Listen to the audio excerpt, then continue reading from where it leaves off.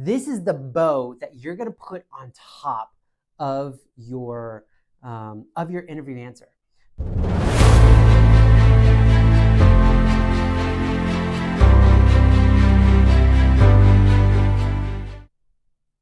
Hello, everybody. Michael Harding here with Chick-fil-A. And today we're going to continue on our next episode of Memorable in Minutes. And we are on the final step of our 3-step process for answering interview questions. So in the previous 2 videos, we've unpacked the B.L.U.F method, or bottom line up front, and how to get ready to answer questions. Then the second video, we talked about this concept of having stories and how that can confirm and validate and keep you concise and memorable with the different things that you're going to talk about. So step number 3 is what we're going to unpack today. And that's connecting the B.L.U.F answer that you gave to the story. This is the bow that you're going to put on top of your interview answer. Because here's the thing, you can give me this amazing answer.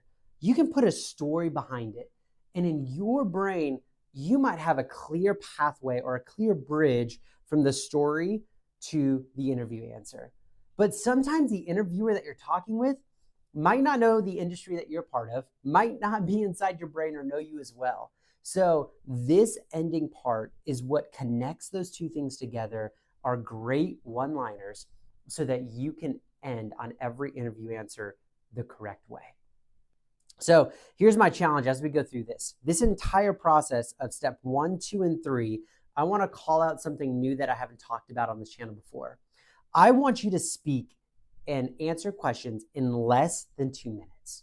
No matter whether you're giving an answer about your leadership, about your kids, always strive to keep your responses to less than 2 minutes. Again, I've found that if I'm sitting here and talking for 3, 4, 5, 6, 8 minutes without the interview saying anything, they can get distracted and they're thinking about lunch that is coming next hour. So that would be my biggest thing, is as you're summarizing, as you're giving the answer and the story, formulate these answers in less than 2 minutes. So let's go back into it. So step number 1, we talked about B.L.U.F. Y'all already have a list of B.L.U.F answers based on the document that I sent you and some of the action items that we put 2 videos ago. You've also started creating a catalog of stories that can start answering questions based on your B.L.U.F answers. So you've gone through and figured out different stories of things that you've done in your past. Now we're going to learn how to connect those 2 things together. And like always, I love to talk about football. So we're going to use the question of, Michael, why do you love the Atlanta Falcons? So if someone were to ask me that question, what I would respond with is, I loved watching Michael Vick. So that would be my B.L.U.F answer. I loved watching Michael Vick. You see how I gave you a little bit of wanting more. You might not know who Michael Vick is.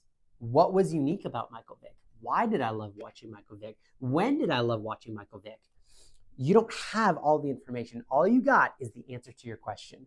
But now I'm going to give you the story. So, Michael, why do you love watching the Atlanta Falcons? Well, I loved watching Michael Vick. Michael Vick, when he was playing, was a character you never knew what he was going to do. And when I started wanting to have a team to call my own, I started flipping through different channels, and I just loved seeing the athleticism of Michael Vick, where he would run across the field and he was throwing with his left hand. You never knew what he was going to do, and it brought excitement to the game for me. So in the mid-2000s, when he ended up leaving the team, I was already hooked on the different players that were playing at that time. The next season, we drafted Matt Ryan and just got sold with the Atlanta Falcons. So I've been an Atlanta Falcons fan ever since. So you see, and the story gave you more detail to the B.L.U.F answer that I said. So then step number 3 of summarizing those 2 things together is the one-liner to end it off of, hey, my favorite player is, or the reason why I started watching the Falcons is because of Michael Vick. I started watching him because I just knew Michael Vick would do all these things. So now here's step number 3. Let's get a little tagline. Let's summarize and bring it together. So as you can see, the reason why I watch the Atlanta Falcons right now and why I'm sold out as a fan, it all started with Michael Vick, and I've been a fan ever since. I'm summarizing the B.L.U.F answer that I went through.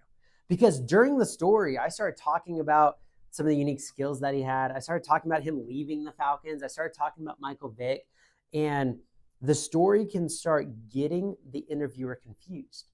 But if I end it with, and that's why I still watch the Atlanta Falcons, and why I started, is because of Michael Vick. It summarizes and brings everything together. So that's what I want you to start practicing, is now start going through those lists of questions that I gave you 2 videos ago. You already have the B.L.U.F answer.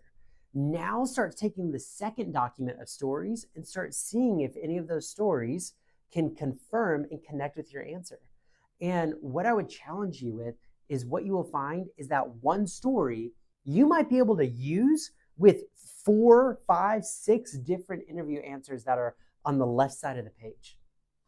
Because that is the benefit of this process, is all you have to do is know yourself in the B.L.U.F answer, have a whole bunch of library of stories to go through, which are the stories, step number 2, and then you just have to tie the 2 together, which is step number 3.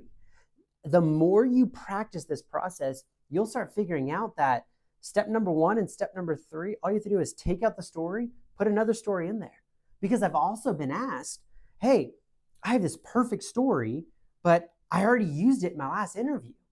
All you have to do is now you already have your B.L.U.F answer for who you are. You just have to put in another story and then change up step number 3. And all of a sudden you have a full-fledged interview answer. So strive for step number 3 to connect the story to the answer that you gave. And that's step number 3. So like I mentioned, we're going to unpack new ways about how to get to know yourself for step number 1. We're going to show you some examples in future videos about how to get more stories on your tool belt, or I think about it as a shelf. But keep this in mind. As you're answering interview questions, have those 3 steps in your brain. I'm going to answer the question, I'm going to give you a story, and then I'm going to summarize how the answer I gave connects with the story. And that is how you will package something in a memorable way that will validate what you're saying and will be concise. So thank you all once again for watching our latest episode of Memorable in Minutes, where we unpacked the last step of the 3-step process. Thank y'all for all that you do, and y'all have an amazing week. See you next time.